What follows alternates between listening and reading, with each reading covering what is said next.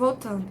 Nos Salmos 26 diz o seguinte: Faze-me justiça, Senhor, pois tenho andado na minha integridade e confio no Senhor sem vacilar. Examina-me, Senhor, e prova-me. Sonda meu coração e os pensamentos, pois a tua benignidade tenho perante os teus olhos. Eu li até o versículo 4, agora eu tô no versículo 8. Eu amo, Senhor, a habitação da tua casa e o lugar onde tua glória assiste. Tá, ele começou essa oração como? Pedindo pro Senhor fazer justiça.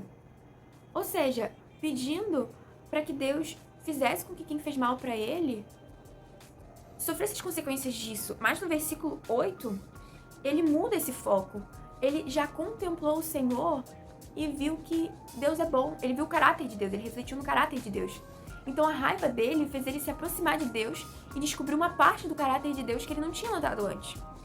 E isso tá escrito no versículo 8. Eu amo o Senhor, a habitação da tua casa, o lugar onde tua glória assiste. Onde ele percebeu que indo até o Senhor, quando ele tá com esses sentimentos, a glória do Senhor se manifesta, a glória do Senhor tá presente. No versículo 11 diz o seguinte: Quanto a mim, porém, ando na minha integridade. Livra-me e tem compaixão de mim. Ele tá se sentindo ferido, mas ao invés dele fugir de Deus, igual a Jonas ou igual a outras pessoas que fugiram, não tô falando da motivação deles, ele usou esse sentimento como faísca para ele ir para Deus, ao invés de como motivo de fuga.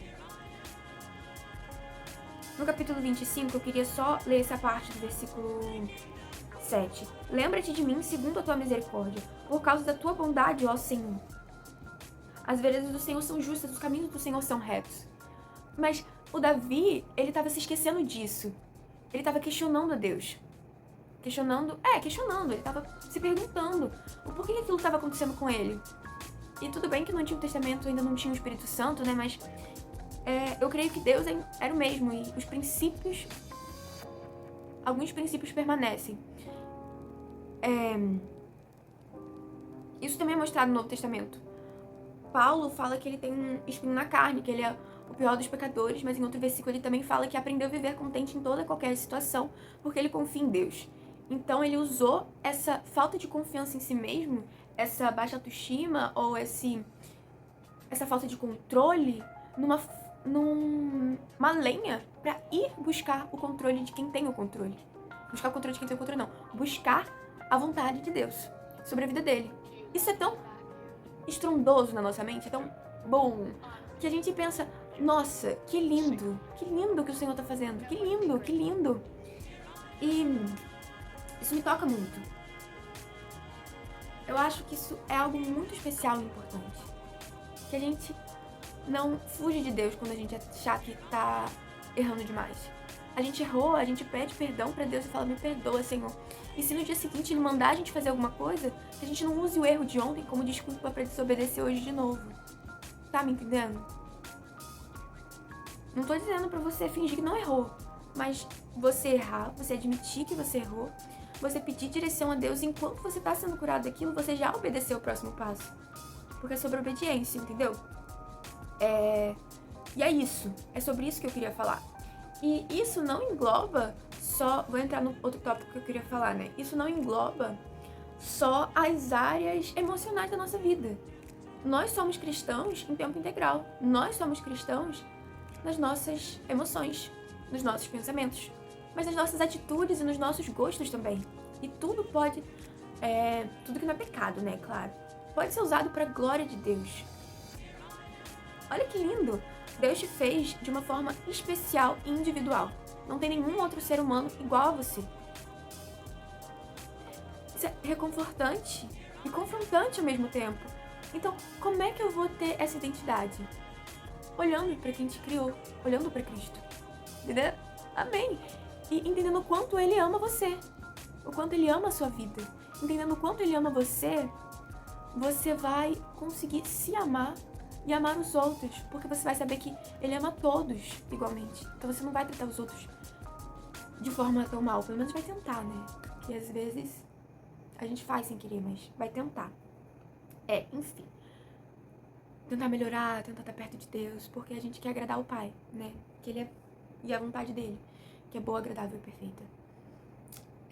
Mas sobre a questão das coisas pra fazer, eu acho que eu tô falando muito rápido.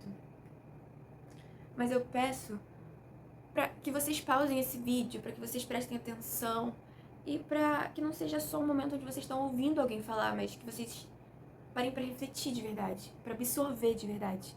Porque é isso que importa, sabe? Sobre a questão de usar todos os seus dons e talentos pra glória de Deus, mas todos os seus gostos também pra glória de Deus, é o seguinte: eu conheço pessoas que gostam muito de ler. E elas evangelizam através da leitura. Elas param com alguém, começam a conversar com alguém sobre livros, e nesses momentos elas acabam falando de Jesus. Eu não sou tanto assim, mas eu gosto de pintar. Esse quadro, inclusive, aqui, foi eu que fiz. Aquele ali também. E eu gosto de desenhar, eu gosto de pintar. Inclusive, eu comprei esse devocional da Ana que ilustra Jesus.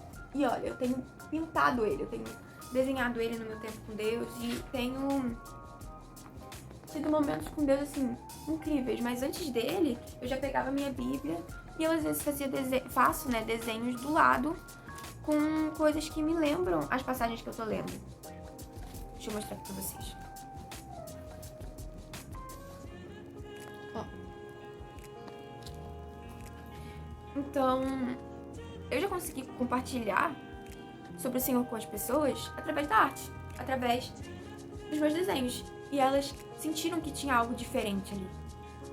Entendeu? A gente gosta de cantar. A gente pode cantar pro Senhor, mas não só esse tipo de coisa, mas... você se interessa por determinado tipo de filme. Que bom!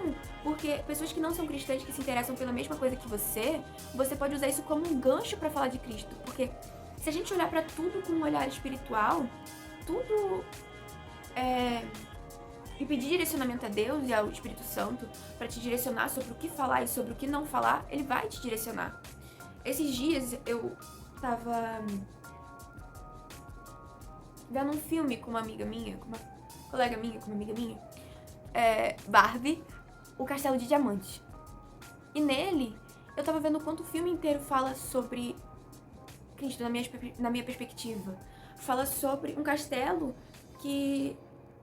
A música final pra achar o castelo é o seguinte: o que é real nem sempre é o que se vê. Entendeu? E isso me fez pensar em quão importante é o amor de Deus, mesmo não dando pra ver. O quão importante é o Senhor, o quão importante é isso, entendeu? Mesmo que não dê pra se ver, o quão real é o Senhor, mesmo que não dê pra vê-lo. Eu gosto de dorama também, vou falar dos meus gostos.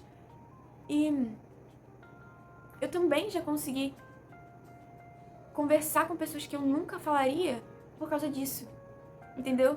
E ter assuntos que me levaram a Jesus, que levaram essa conversa a Jesus, que se eu não tivesse esse conectivo, essa coisa em comum, talvez nunca aconteceria.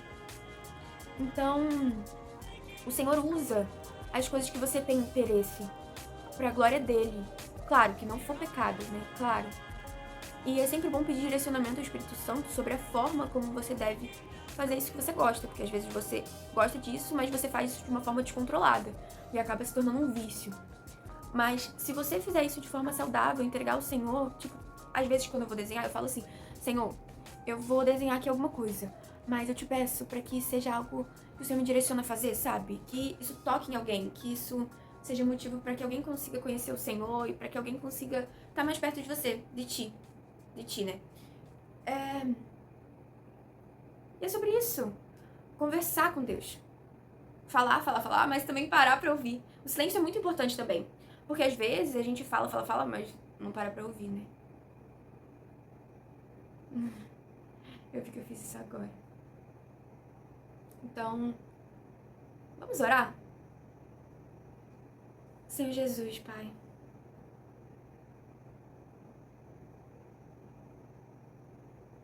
Respira.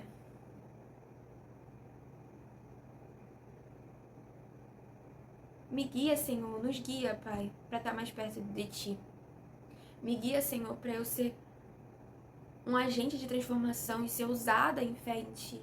Mas também pra eu entender o Seu plano e o Seu propósito pra mim. E que essa pessoa, Senhor, do outro lado da tela, faça a mesma coisa.